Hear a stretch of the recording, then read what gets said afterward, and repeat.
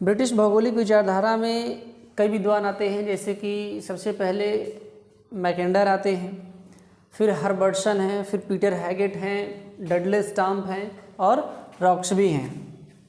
British भौगोलिक विचारधाराओं की भूगोलताओं की अगर हम लोग बात करेंगे तो सबसे पहले आएंगे मैकेंडर, मैकेंडर के बाद आएंगे हर्बर्टसन, हर्बर्टसन के बाद डडले स्टाम्प, पीटर हैगेट और रॉक्सबी को हम लोगों को क्या करना है, पढ़ना है। क्लियर है। इसमें से सबसे पहले हम लोग बात करेंगे मैकेंडर की। मैकेंडर का पूरा नाम हैल्फोर्ड जॉन मैकेंडर था। 1861 में इनका जन्म हुआ था और 1947 में इनकी डेथ हो गई थी। बहुत सारी बातें ऐसी हैं जो हमें इनके बारे में जानना है कि किस तरीके से इन्होंने पूरे यूरोप महाद्वीप को प्रमुख क्षेत्र बताया। सबसे पहले हम लोग बात करेंगे कि ब्रिटिश भौगोलिक विचारधारा की शुरुआत हैल्फोर्ड जॉन मैकेंडर के सहयोग से ही होती है, या कह लें तो ब्रिटेन यानी कि ब्रिटिश भौगोलिक जो विचारधारा है उसके संस्थापक मैकेंडर ही रहे हैं। तो क्वेश्चन यहाँ से भी पूछा जाता है कि ब्रिटेन भौगोलिक विचारधारा के संस्थापक कौन हैं, तो आप उसमें जो है कि मैकेंडर को ही सही करेंगे। क्लियर है। उसके बाद हम इनकी रचनाओं को देख लेते हैं। मैकेंडर की जो प्रमुख रचनाएं हैं, Britain and British sea, Britain और ब्रिटेन सागर, ज्योग्राफिकल पिवट ऑफ हिस्ट्री 1904 में, ध्यान दीजिएगा, इतिहास की भौगोलिक धुरी, ज्योग्राफिकल पिवट ऑफ हिस्ट्री नामक रचना में इन्होंने बताया कि देखिए, जो यूरेशिया का पश्चिमी भाग है वो एक हृदय स्थल के तरीके से कार्य करता है। क्या है? हृदय स्थल है, हार्टलैंड का कॉन्सेप्ट इन्होंने दिया। ठीक है,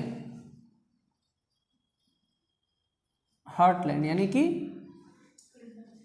हृदय क्षेत्र। तो हृदय क्षेत्र का कॉन्सेप्ट इन्होंने दिया ज्योग्राफिकल पिवट ऑफ हिस्ट्री में। कहा कि यूरेशिया का पश्चिमी भाग एक हृदय क्षेत्र है, हार्टलैंड है, और यहीं से जो है कि हार्टलैंड कॉन्सेप्ट, हृदय स्थल सिद्धांत भी इनका निकल करके सामने आता है। इनका कहना था कि जो भी शक्ति है, कोई भी राजनीतिक सत्ता है या जो कोई भी है, अगर उसको पूरे विश्व पे राज करना है, पूरे विश्व पर शासन करना है, तो सबसे पहले उसे हार्टलैंड पर शासन स्थापित करना होगा, है ना। सबसे पहले उसे क्या करना होगा? हार्टलैंड की हृदय क्षेत्र पर शासन स्थापित करना होगा। इनका कहना था कि जो हृदय क्षेत्र पर शासन करता है वह यूरेशिया के बाहरी भागों पर भी शासन करता है, और जो यूरेशिया के बाहरी भागों पर शासन करता है वह पूरे विश्व पर शासन कर सकता है। इसका अर्थ यह हुआ। अच्छा, ये ऐसा कहते क्यों थे? ऐसा इसलिए कहते थे कि जो पश्चिमी यूरेशिया का जो भाग था, जिसको हम यूरेशिया कहते हैं, वह भाग पूरी तरीके से प्राकृतिक रूप से इस तरीके से संबंध है कि वहाँ पहुँचने के लिए आपको समुद्रिक शक्तियों का ही सहारा लेना पड़ेगा, जल का ही सहारा लेना पड़ेगा। और वो जल भी कैसा है? ऐसा नहीं है कि सीधे सीधे आपको महासागर से चले जाना है। वहाँ पहुँचने के लिए आपको नदी बेसिनों से होकर के गुजरना पड़ेगा, छोटे छोटे सागरों से होकर के गुजरना पड़ेगा, और जो नदियाँ हैं वो निकल करके उन्हीं बंद सागरों में गिरती हैं। तो पूरी तरीके से वह क्षेत्र ऐसा था जो बाहरी समुद्रिक प्रभाव से सुरक्षित था। वहाँ पहुँचने के लिए काफ़ी मशक्क़त करना पड़ता है। क्लियर है। जैसे देखिए, भूमध्य सागर हो गया, काला सागर हो गया, कैस्पियन सागर हो गया, ये सारा कुछ पूरा जो क्षेत्र है ये उसी टाइप का है। तो ये कहा करते हैं कि ये हार्टलैंड का कॉन्सेप्ट इन्होंने दिया और बताया कि देखिए, हमें पूरे विश्व पर शासन करने के लिए सबसे पहले जो हार्टलैंड है, जो हृदय स्थल है, उस पर आधिपत्य स्थापित करना होगा। और जो हृदय स्थल पर आधिपत्य स्थापित कर लेता है वह मान के चलिए कि पूरी दुनिया पर ही शासन क्या करेगा? स्थापित कर लेगा। ये बात जो है यूरोप के जो विभिन्न देश थे उनमें बड़े पैमाने पर निकल करके सामने आई। उन्होंने इसका सदुपयोग किया, ये बात उनके दिमाग में बैठ गई। क्लियर है। और वहीं से बड़े पैमाने पर उपनिवेश की भी शुरुआत हुई। हालांकि उपनिवेशवादिता की शुरुआत बहुत पहले हो चुकी थी, लेकिन मैकेंडर की इस विचारधारा ने उन देशों को और बल प्रदान कर दिया। क्लियर है। हालांकि बाद में स्पाइकमैन ने हार्टलैंड के जगह पर ड्रीमलैंड की थियरी भी दी और इसको काट दिया, यहीं पे समझ लीजिए। स्पाइकमैन ने ड्रीमलैंड की थियरी दी, किसने? स्पाइकमैन ने। हालांकि यह अमेरिका के विद्वान थे, यूएसए के विद्वान थे, ठीक ना। कहा कि हार्टलैंड जैसी कोई बात नहीं है, बल्कि हार्टलैंड की जगह पर ड्रीमलैंड होना चाहिए। क्लियर। इसके बाद डेमोक्रेटिक आइडियल्स एंड रियलिटी 1919 में, और the round world and the winning of the peace 1943 में। इनकी प्रमुख जो है प्रपत्र हैं, रचनाएं हैं मैकेंडर की, आप इनको क्या करेंगे? ध्यान में रखेंगे। हालांकि इसमें the round world and the winning of the peace में से इन्होंने लीना क्षेत्र को, याद रखिएगा, लीना क्षेत्र को, ठीक है, लीना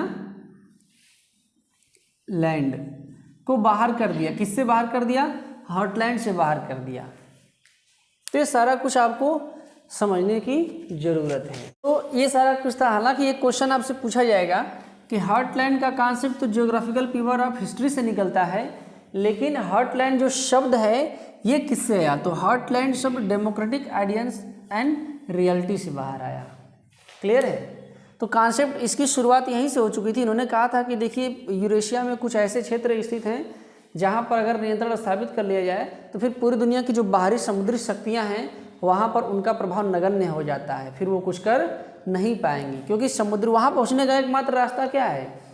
समुद्री शक्ति ही है। तो स्पाइकमैन का मैकेंडर का मानना था कि भविष्य में जो आने वाला समय होगा, जो आने वाले युद्ध होंगे, उसमें स्थल ही निर्णायक होंगे, न कि जल निर्णायक होगा। ये कहा करते थे। तो इनका मानना था कि महासागर अब निर्णायक नहीं रह जाएंगे, अब स्थल खंड ही निर्णायक होंगे। तो ध्यान दीजिएगा, हार्टलैंड का जो कॉन्सेप्ट था वो डेमोक्रेटिक आइडियल्स एंड रियलिटी में दिया गया है। इसके बाद 1943 में the round world and the winning of the peace इनकी रचना है। इसमें इन्होंने लीना क्षेत्र को बाहर कर दिया, लीना लैंड को बाहर कर दिया। तो इसमें लिखा क्या इन्होंने? ध्यान दीजिएगा, इसमें इन्होंने एक चीज़ ऐड किया। अब इन्होंने हार्टलैंड को हार्टलैंड नहीं बताया। The round world and the winning of the peace में इन्होंने हार्टलैंड को अब मिडलैंड बेसिन कहा। ये भी एग्जाम में पूछा जाता है, मिडलैंड बेसिन कहा, ठीक है। क्लियर। मध्य भूमि क्षेत्र, ध्यान रखेंगे इसको आप। तो ये सारी कुछ चीज़ें थी, जो बातें थी, रचनाएं थी, इनको आप याद रखेंगे, ठीक। हेल्फोर्ड जॉन मैकेंडर की ये सारी रचनाएं हैं और उनसे संबंधित बातें थी। इसके बाद हम लोग बात करेंगे हर्बर्टसन की। क्लियर है। देखिए, जितना भी हम कुछ पढ़ रहे हैं ना, जो भी हमने अब तक पढ़ा है, उसको अगर आप क्रम से एक एक करके अगर ध्यान से अगर देखते चले जाएंगे तो कोई दिक्कत नहीं होगा और सारा कुछ याद रहेगा। लेकिन अगर बीच में अगर छोड़ देंगे, रिवीजन नहीं करेंगे, तो सारा कुछ क्या हो जाएगा? भूल जाएगा, ठीक ना। तो सब कुछ याद करते हुए भी कहानी की तरह, कि इनके बाद देखिए सबसे बड़ी चीज़ ना, थर्ड को समझने के लिए आपको कहानी की तरह से, कहानी सुनते हैं तो याद हो जाता है, उसी की तरह कहानी की तरह आपको सुनना है। जैसे शुरुआत करेंगे यूनान काल से, तो यूनान काल से बहुत पहले की अगर हम बात करें तो एक चेल्डिया साम्राज्य हुआ करता था। वहाँ से फिर आगे बढ़े तो असीरियन सभ्यता आ गई। असीरियन सभ्यता के बाद वही मेसोपोटामिया, असीरियन की सभ्यता। असीरियन सभ्यता के बाद हम आगे बढ़ेंगे तो फिर हमें सुमेरियन सभ्यता मिलेगी। सुमेरियन सभ्यता की एक खासियत हम लोग पढ़े थे, क्या? कि वो नगर मानचित्र बनाया करते थे। उसके बाद जब हम लोग आगे बढ़ेंगे तो हमें जो है कि फोनेशियन वासी मिलेंगे ना, टायर, सैदोन बंदरगाह थे, कार्थेज और गेडीज जो है नगर थे, उनके नगर, भौगोलिक ज्ञान था उनको। उसके बाद आगे बढ़ेंगे तो यूनानी काल यानी कि हेलेनिक संस्कृति आएगी। इसमें विश्व का मानचित्र बना, उसमें अलग अलग विद्वान हुए, होमर, थेल्स, एलेक्जेंडर, ये सब कुछ लोग पूरे। उसके बाद वो ख़त्म हुआ, रोमन युग आया, रोमनों का आधिपत्य स्थापित हो गया। अब जब रोमनों का आधिपत्य स्थापित हो गया तो धीरे धीरे इन पर क्या हुआ, जो बारबेरियन लोग थे, जो बर्बर जातियाँ थी, उनका रोमनों के पर अधिकार हो गया। चर्च का प्रभाव हो गया, धार्मिक अंधविश्वास बढ़ गए, जिसको कि हम डार्क एज यानी कि अंधयुग के नाम से जानते हैं। क्लियर है। उसके बाद फिर हमने पढ़ा पुनर्जागरण काल आया, अरब भौगोलिक विचारधारा आई, जो कुछ यूनानी काल में और रोमन काल में जितना कुछ विकास हुआ था वो सब का सब अंधयुग में ख़त्म हो गया। अब वहाँ से फिर से नए सिरे से शुरुआत की अरबवासियों ने। अरबवासियों के बाद फिर पुनर्जागरण काल आया। पुनर्जागरण काल का मतलब कि फिर से नए सिरे से खोज यात्राएं चालू हुई, नए नए आविष्कार शुरू हुए। क्लियर। नए नए ज्ञान विज्ञान का विकास हुआ। उसके बाद फिर भूगोल को दार्शनिक स्वरूप प्रदान किया वारेनियस और कांट जैसे जर्मन विद्वानों ने। लेकिन इनसे पहले भी एक विद्वान थे, कौन? वारेनियस ही, है ना। वारेनियस ने भूगोल में डिकोटॉमी ला दी, डुअलिज्म ला दिया, द्विभागीकरण कर दिया, कहा कि ऐसे नहीं, ऐसे होगा, ऐसे होगा। फिर हम्बोल्ट और रिटर आए, इन्होंने वैज्ञानिक आधार प्रदान किया भूगोल को। फादर ऑफ मॉडर्न ज्योग्राफी कहे जाते हैं। क्लियर है इतना। उसके बाद फिर जर्मन स्कूल ऑफ ज्योग्राफी की शुरुआत होती है। रेडजेल आते हैं जिन्होंने एंथ्रोपोज्योग्राफी लिखी। हालांकि एक बात ध्यान रखिएगा, मैकेंडर से संबंधित, मैकेंडर ने रेडजेल का बड़ा विधिवत अध्ययन किया था, ठीक ना। और इनकी रेडजेल की एंथ्रोपोज्योग्राफी के आधार पर मैकेंडर कहा करते थे कि भूगोलवेत्ता वही है जो मानववेत्ता है। मतलब वह भूगोलवेत्ता उसको माना ही नहीं जाएगा जो मानवों का अध्ययन नहीं कर रहा है। मैकेंडर का एक कहना था, ठीक है, कि भूगोलवेत्ता है तो उसे मानवों का अध्ययन करना जरूरी है। क्लियर है। उसके बाद फिर रेडजेल के बाद अन्य विद्वान आए जर्मनी में, जिन्होंने उनकी विचारधारा को आगे बढ़ाया। उसके बाद फिर फ्रांसीसी विचारधारा आई, है ना। अब जर्मनी विचारधारा क्या थी? नियतिवादी थी। फ्रांसीसी आए, बोले कि नहीं नहीं ये चीज़ नहीं है, संभववाद की विचारधारा दिए हो, है ना। जर्मन जो विद्वान थे, क्वेश्चन पूछता है कि जर्मन विद्वानों के नीतिवाद के समर्थक होने का कारण क्या था? तो कारण था कि उनकी जो शिक्षा दीक्षा जिस माहौल में हुई थी वो प्रकृति में ही हुई थी। प्राकृतिक विज्ञानों का ही अध्ययन उन्होंने किया था, जूलॉजी, बॉटनी, दर्शन, इसी सब चीज़ों का अध्ययन किया था उन्होंने। क्लियर। लेकिन फ्रांसीसी विद्वान क्या थे? अलग लेवल के, जिसे मानव विज्ञानों का अध्ययन किया इन लोगों ने।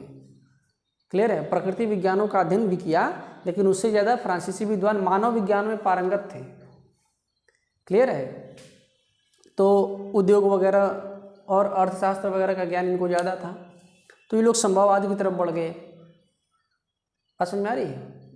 तो जैसे जैसे जितने भी स्कूल हैं, जैसे जर्मन स्कूल ऑफ ज्योग्राफी है, फ्रेंच स्कूल ऑफ ज्योग्राफी है, तो उनके विद्वानों को और उनकी विचारधाराओं को याद रखना जरूरी है, ठीक है, कि इसकी विचारधारा क्या है। ठीक है, यूनानियों का अलग अलग भी आपको जानना है। फिर यूनानियों में भूगोल का कितना विकास हुआ, रोमनों ने क्या किया, भूगोल में क्या क्या नई चीज़ें दी, अरब वासियों ने भूगोल को क्या दिया, जर्मन वासियों ने भूगोल को क्या दिया, फ्रेंच वासियों ने भूगोल को क्या दिया। ठीक, उसी तरीके से फिर ब्रिटिश विद्वानों ने भूगोल को क्या दिया। तो ये सारा कुछ क्या करना है, आपको जानना है, समझना है। क्लियर है। तो ये सारी बातें हैं। अब जो अगले विद्वान इसमें आएंगे वो आएंगे हर्बर्टसन, स्टाम्प, हैगेट और रॉक्सबी। क्लियर। तो इन विद्वानों को हम लोग पढ़ेंगे अब अगली क्लास में। क्लियर।